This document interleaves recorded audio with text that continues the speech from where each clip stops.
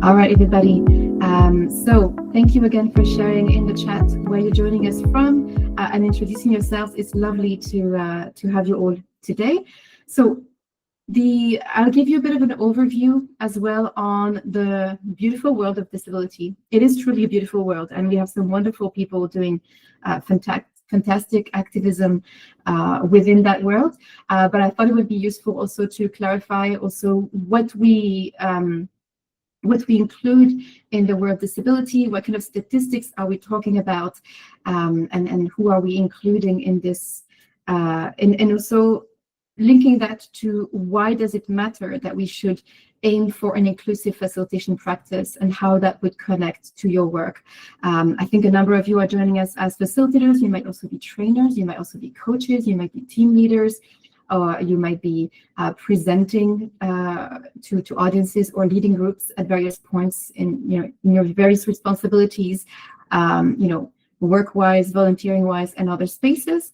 And so for this, these tips I should hope will be very useful to you.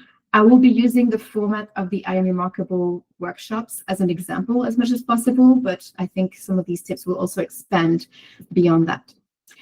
So tips and tricks for your inclusive session, and also questions and answers, so a very generous question and answer portion, and do share your question in the Q&A function whenever they come up to you, and I will address them all. I will see that I can address them all at the end.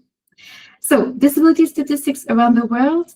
I should also mention that today is International Day of Persons with Disabilities, as I have mentioned. I've also put a link to the UN page on this particular day in the chat, because maybe you might be curious to know a bit more about it. It's also interesting that there is a link to a World Health Organization fact sheet on this page that mentions that we are talking about roughly 16% of the world population, so 1 in 6 of us having a disability or having some kind of a condition or impairment or something that would require some level of access and support in order to fully live their lives and have this full quality of life. I also work with other institutions, like EU institutions, that consider that the number would be closer to 1 in 5. It depends also if you include chronic conditions within this, because some chronic conditions can create situations where your health and your access needs might vary across time, and might create situations where you would need those this kind of support. Not everybody would necessarily self-identify as being disabled, but many of us will at some point in our lives face situations where we would really appreciate things to be adapted, adjusted, or made just in a way that we can fully participate and join in all aspects of life. And so here today, we're mostly focusing on how you make this environment of full participation, or reducing as many barriers to access as possible in a facilitated environment, whether it's based, whether it's determined for learning or collaboration or any other situation, in work, in school, in volunteering, and otherwise. What do we mean by disability? So I mentioned chronic conditions. We would also include there anything related to sensory impairments, for example, visual impairments, hearing impairments. I am hearing impaired myself. I come from a long line of people who are hard of hearing.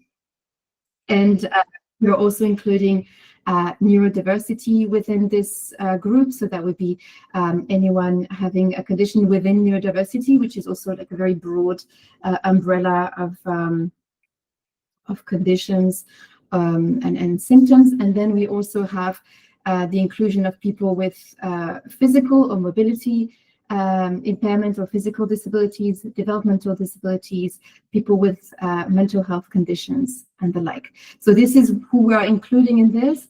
I offer that we use a very inclusive definition because, as I have mentioned, any one of us could at any point in our lives face a situation, even if temporary, where we would appreciate for our environment to be adjusted for our full participation. So when we are creating a more inclusive environment, we're not just doing it for the benefit of the people who have raised their hand and said, I need this and that to be different for me to fully participate, you are potentially creating a habit of inclusive workshop facilitation for anyone who might need it, including maybe your loved ones if they need it in the future. So I really like this idea of thinking of inclusion, not just for the people who are willing to come up to you and say, I have a disability and I need these adjustments, for anyone even who may not think or know that they might need such adjustments and things to be done for them. I also included a small part around person first or identity first language. It should be noted that within the UN, they use person first, so they say persons with disabilities. I want to acknowledge also the fact that within a lot of communities, especially around neurodivergence, or even within the groups, younger groups of disabled people, they tend to prefer disabled person rather than person with disability. It varies across the different groups. There's different preferences here. I would say that generally go with whatever the person in front of you is telling you that is the language that they prefer. And if ever you're not sure how to refer to a group of people as a whole, my recommendation is you can always go to the website of an organization that represents people with that kind of condition, and generally you will find that they have a note on language or that they are using a specific language that gives you a sense of how this community prefers to be addressed. I will be using both terms interchangeably.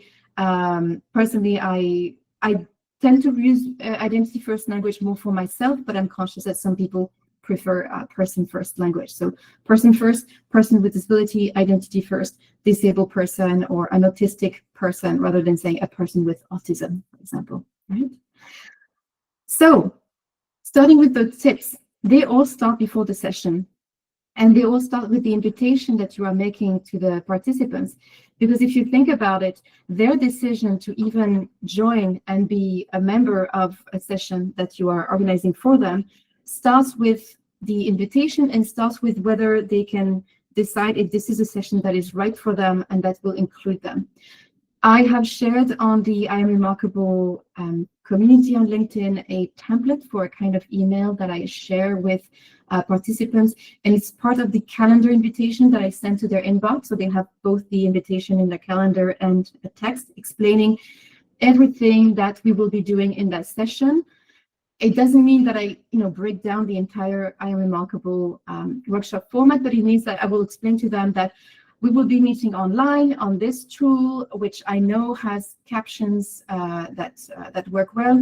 We will be offering breakout rooms, activities, but there will be the possibility to go into a silent room. I'll talk about it a bit more later. And I let them know essentially all of the accessibility measures that I will be putting in place to make sure that they can fully participate and engage, and also decide for themselves if this is a session they want to attend or not, right? Think about it this way. If you're not in the right headspace, if you're having a really busy day, you're very distracted, there's something that is really has been draining your energy, you have to decide, do I go to this session or not? Do I go to this workshop or not?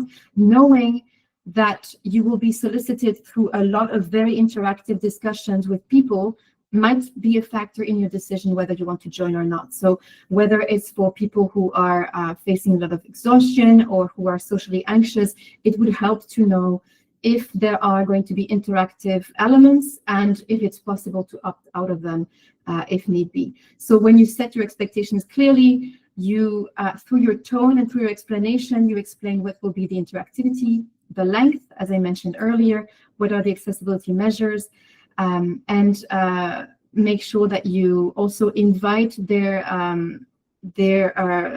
questions or their comments in case there's anything that is not clear to them that would help them decide if they want to join.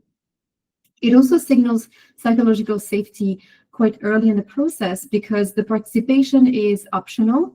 In this case, so the cameras can be on or off, right? As I mentioned in the beginning, we do not mean to oblige you to have your camera on. If you want to have it on, that's fantastic. If not, that's also okay. And again, no justification is needed.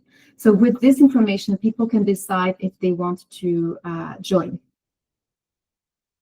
And also making your opening moments inclusive. So explaining to people what they can expect out of this session, the amount of interaction that would be expected from them. You'll also notice that I invited you to join, and I pinned a comment about inviting you to introducing yourselves and letting us know where you're joining from. This is a very low entry barrier type of interaction at the beginning of a session. I'm not asking for a very heavy loaded question, and the participation is always optional. It starts with the chat, so you're not even obliged to give your answer verbally, and you can join in at the level that you want to. So that really reduces social anxiety for participants. Explaining why we're here, the agenda, the time needed, the breaks as well. If your session is running long enough, this one would generally not be considered to be running long enough to need a break. But if you run anything beyond, I would say, 90 to 100 minutes, it is worth considering adding a break to it and letting people know when the break will be or how long it will be, so that they know if they have time to look after their bio needs or any other needs that they have in that break. Again, reduces anxiety and acknowledges that we are all humans. We have things going on around ourselves, and it really reduces the anxiety of thinking, okay, will I have enough time for a break, or will I have to essentially sneak out for a break or make myself a break if it is not offered? And then also to ensure that everybody can follow, do not necessarily assume that people know anything that you mentioned. So trying to model what I'm saying here, I shared the link to the UN page on International Day of People with Disabilities, because I do not mean to assume that you know this is an international day or that this is a UN type of day. But also make sure that you enable and that you explain how to use captions. There are some platforms that offer a lot more customization options with the captions, in that you can move them around, you can make them bigger, you can increase the contrast between the caption and the background. So if that's an option, it's definitely a useful thing also to explain at the beginning. This is particularly useful for people who are deaf, non-native speakers, or people in noisy environments. Again, I make the joke about my French accent, though I've been told it has mostly disappeared, so woohoo, yes. But we might also be in a noisy environment, and it helps to have the captions. There was a study that was done out of the UK. I think it was a British broadcasting organization that was publishing statistics around the captioning that is available on TVs. And they found that although you would expect people who are deaf or maybe even older to be the bigger users of captions, young people are very fond of captions. And it has become really a habit now for social media platforms to provide captioning on any kind of audio track or a video track that is coming out. So it's not, I think it's become a tool that people have become very reliant upon. It's not necessarily a disability adjustment, but it's a useful one to provide nonetheless, to help reduce the cognitive load of attentively listening to someone. Having the caption eases that a bit. It should also be mentioned that I don't think it is possible on this particular meeting platform, but on others, it is possible to enable CART captions. That's C-A-R-T, CART. And those are when a person, a human, as opposed to AI, will come in and manually type out what is being said. So this is also something that you might notice as well with some broadcasts. It provides 100% accuracy in typing. I'm sure you've all seen videos with AI captioning that was automatic, but really missed the mark on some words or some terms that were misunderstood. CART captioning provides an even more accurate form of captioning. It does have a bit of a delay in terms of when it shows up versus when the person is speaking. If ever you use CART captioning, my recommendation would be to make sure that always make a break after you're done talking to give the captioner time to catch up with what you're saying, and especially if you have a question or an invitation to your participants. I don't necessarily expect that you have this adjustment available for your online IAmRemarkable meetings, but perhaps for very large gatherings, this could be a valuable add. And then repeating key information in the chat. This is something that I do whenever I can. When I prepare my IAmRemarkable session, I have my chat prompts all copy-pasted in a little like notepad, that I have open, or a note that I have on the side, and I copy-paste the questions or the instructions on the chat. This is really useful because then again, you're reducing the cognitive load of coming in and thinking, okay, everyone's responding to something, but what was it? Or going into a breakout room and thinking, what were we supposed to do or discuss here, right? So you're kind of like really reducing this work. It helps neurodivergent folks, it helps non-native speakers or late joiners. My recommendation would be to use emojis sparingly, because the users who will be using a screen reader will have every single emoji spelled out, explained to them, so read out to them by the screen reader. So it's not a bad idea to use emojis every now and then to signpost, but definitely don't make like an entire chain of emojis. That can be a bit frustrating for screen reader users. And then make your content accessible while you facilitate. Describing what people cannot see. I realize now I put the image on the wrong slide, but somebody asked earlier how we would describe visuals, or which visuals are worth describing. In this slide, for example, or this one, I would not necessarily explain that there is a IAmRemarkable logo on the top left-hand side. It does not enhance the understanding of what I'm saying in that moment. But you have noticed that in IAmRemarkable workshops, in the slides, there are a number of places where there are images of people.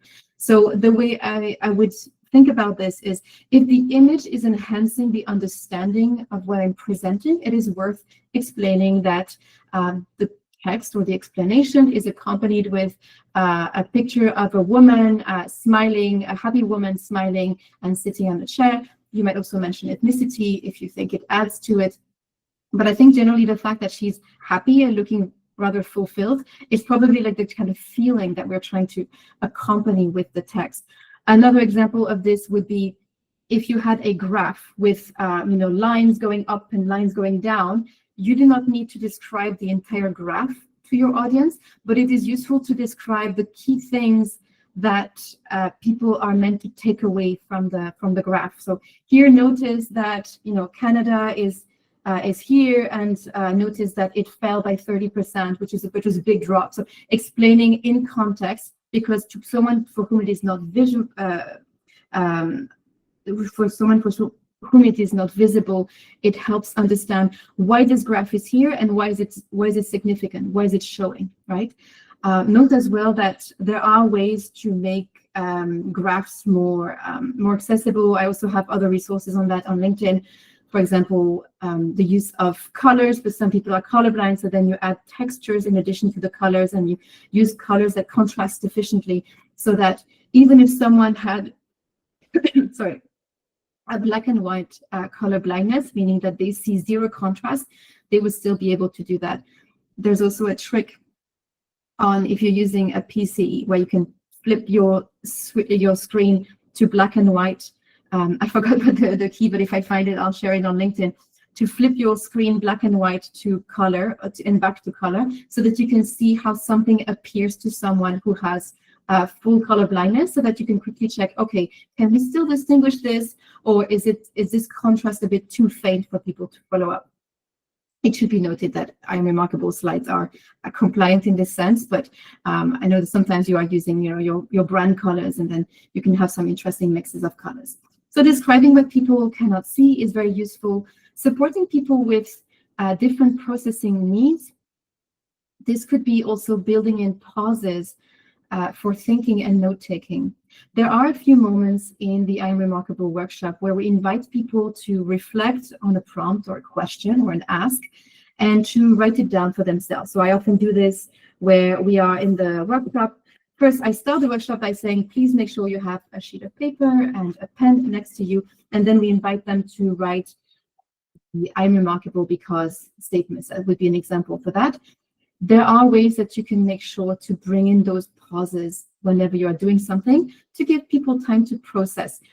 I'm sure you've heard about, how introverts versus extroverts, process thinking, and some people are able to immediately start talking on the topic, but other people need just a little bit more time to understand what this question or what this information means for them, or means for the context on which they're working, and to make sense of it and to organize their ideas around it.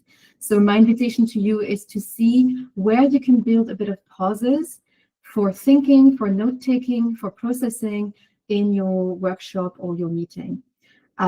My other analogy would be the fireworks analogy. I know you think of fireworks as a big, loud lights show, but even most fireworks, even the most spectacular ones, always have little breaks in between those salvos of nighttime explosions, right?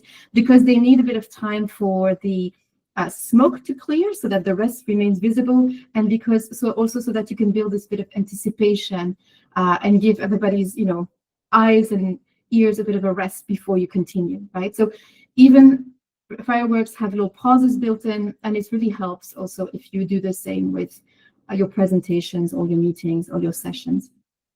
Not everybody processes everything out loud as soon as information comes to them.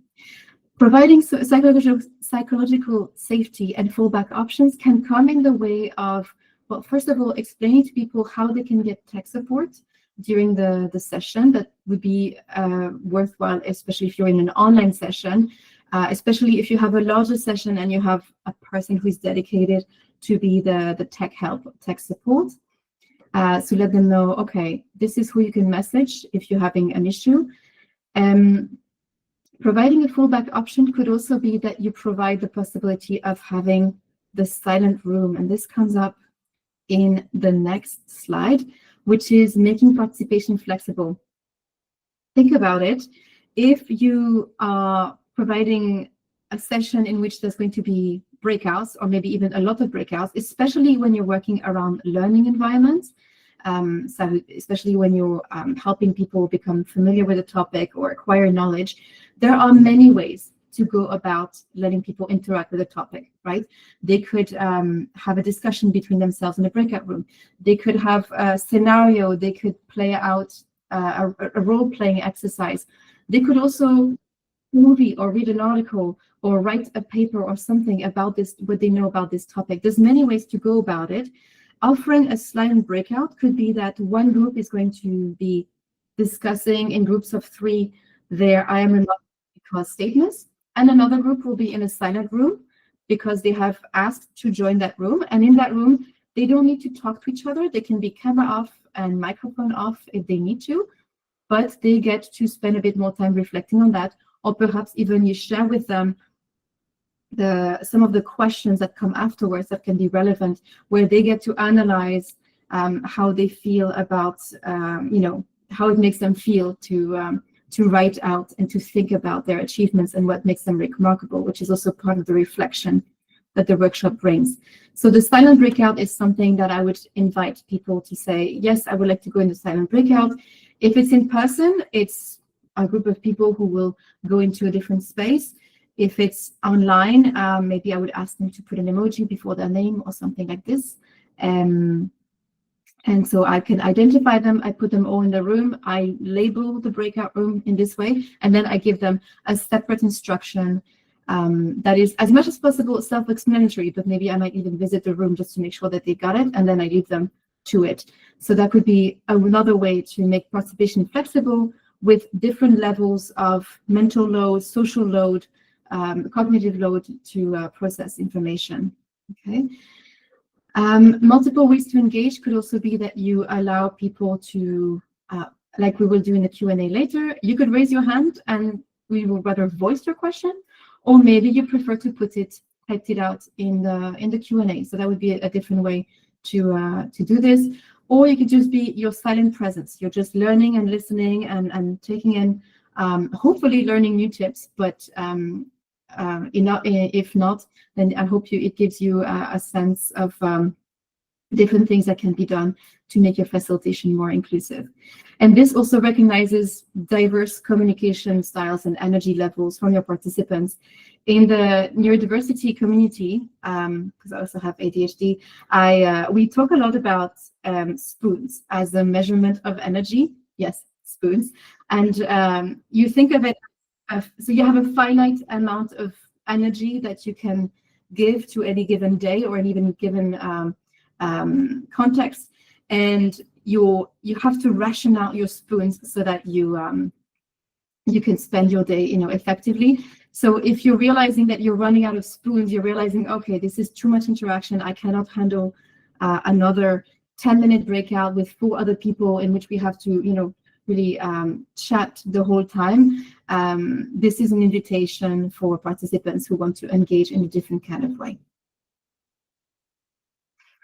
Finally, I would like to invite you to, as much as possible, establish shared norms of participation. It could also be that you, and I think you probably all do it as well, but when you start an IAmRemarkable session, you want to make sure that you invite everybody to have confidentiality. It could also be asking people to, on screen give you a thumbs up to say, yes, I agree, we will keep what we discuss here confidential. As you know, these conversations can be a bit tough for some people, especially when you're kind of like realizing or coming to grips with the fact that you have been raised in an environment where you have been socialized to really not give give yourself that much of a pat in the back for what you've achieved and what you're remarkable for. You've been taught to find the remarkableness in others, but not necessarily in yourself. So you might share things that are a bit personal. Inviting people to respect and to create this confidentiality is really important. To respect each other in other contexts where it's maybe not as IAmRemarkable, but maybe you're working with teams. I have the privilege of sometimes helping teams work out some issues. It's also important to establish those ground rules around, talking respectfully to each other, withholding judgment when you hear something, and generally also listening to each other very intentionally. So creating safety around the kind of discussions that can be a bit more loaded or difficult would be really welcome. Giving participants permission to do what they can is also really valuable. And you can mention, sometimes we're feeling low energy, we need to take a step back. It could be, there could be a number of factors that makes this needed. You reduce the guilt, and you also honor that there's a fluctuating access need that could happen. I'm reminded of a colleague who had MS and whose situation was evolving, from one day to the next. One day high energy, another day not so much high energy. So also as well as with a disability, so including chronic conditions within it, there can be fluctuations, right? There can be people who are ambulatory wheelchair users. Today they need the wheelchair, tomorrow they might need the crutches, maybe the day after that maybe the cane will be enough. But so there can be fluctuation within disabilities, not always going to be every day the same needs. And so recognizing this and giving people permission to do what they can, or permission to interact in this way, and building this really modular, I'm not even sure that's the word, but a very modular approach to engagement really honors that, and honors that we're all adults here and we all have our situation, but also never creating a situation where people might feel that they have to explain why they're not able to be high energy, highly engaged the entire time. Finally, my invitation to you as facilitators, as coaches, leaders, presenters, trainers, is to embrace your progress, but not let the perfection be the enemy of good in this case. Accessibility and inclusion is, it's a process. It's not something that you would be able to necessarily to get 100% on from the get-go. So my invitation for you would be to think about some of the tips you've heard here and see which of these you might be able to implement, let's say, more easily, see how they go, and then see if you want to integrate more. The resources where I've shared a bit more detail about these tips has also been shared on the LinkedIn page, and I think it will also be shared with you afterwards in the email that will follow up this presentation. So you can always think about this as a progressive and iterative process in which you keep including new things or testing out new things.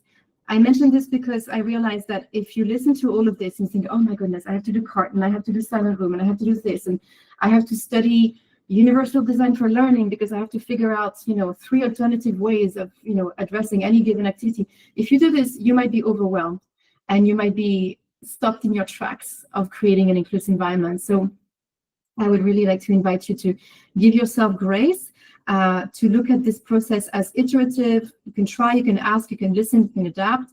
You can maybe also try to get feedback from your disabled participants if you have any, to see if this or that worked for them. Maybe speak to them individually to see how various adjustments that you have made a difference for them.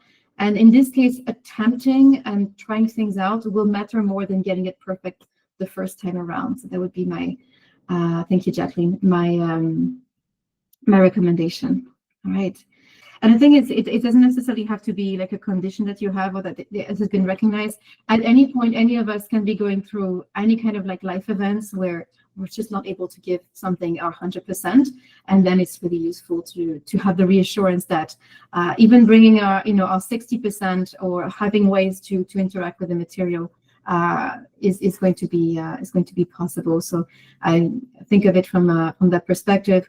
Again, you're creating those more inclusive environments, not just to benefit people who are coming to you with those requests. I should also mention that, I mentioned also in my invitation for the IAmRemarkable workshop, I explain what accessibility measures will be there. I also invite people to reach out to me if there's anything that is unclear to them or maybe that has not been mentioned. I don't recommend just leaving like just a simple box saying, if you have an access need, let me know, without any prior information, because you're putting a lot of responsibility on the person to break down everything they might need, just in case you haven't, thought of that. That could be a bit, that's going to be quite a bit of like putting the onus on disabled people to like really explain their situation in detail can be a lot. So my recommendation would be that the more you give information you give ahead of time is really useful. This goes to, there's American writer and disability activist called Mia Minkus, and she had this fantastic blog called Leaving Evidence, and she talked about this burden, is this weight that we put on disabled people to kind of like have to go and explain to event organizers, I have this situation, so can you please confirm that there will be no step-free access, and then how many steps to the room, and then will there be a space for me to put my wheelchair, and da, da, da, da. And if you already take the initiative as an event organizer, as a workshop organizer, to already provide as much information as you can about the environment in which people will be in, you're removing, first of all, you're making their decision to join a lot easier. And you're really minimizing how much information, even medical information, they might have to share with you just to attend one event. But now imagine this is a person who has to do it every time they have to join an event. And it's like really, it can be a lot for people. So my invitation to you to also to look at how much information you're able to gather in advance about the environment in which the invitation you provide to them, so that it really helps people decide, okay, yes, I can do this event, and if something doesn't work, I can find alternative arrangements.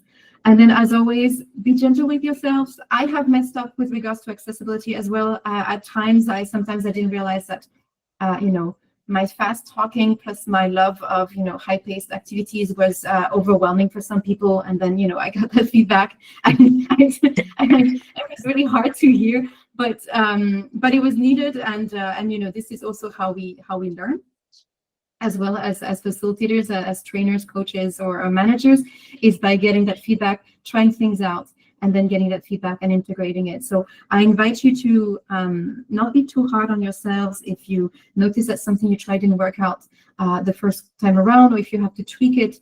And again, go to this iterative process of creating more inclusive sessions. And again, I'm happy to for you to reach out to me on LinkedIn, drop me a message, let me know if something worked or didn't work. This is my special topic. Like, this is my special, like, it's not just my work thing, it's also my special hobby. Like, I love everything about it. I'll always love to talk about it, so I'm always happy to exchange with you.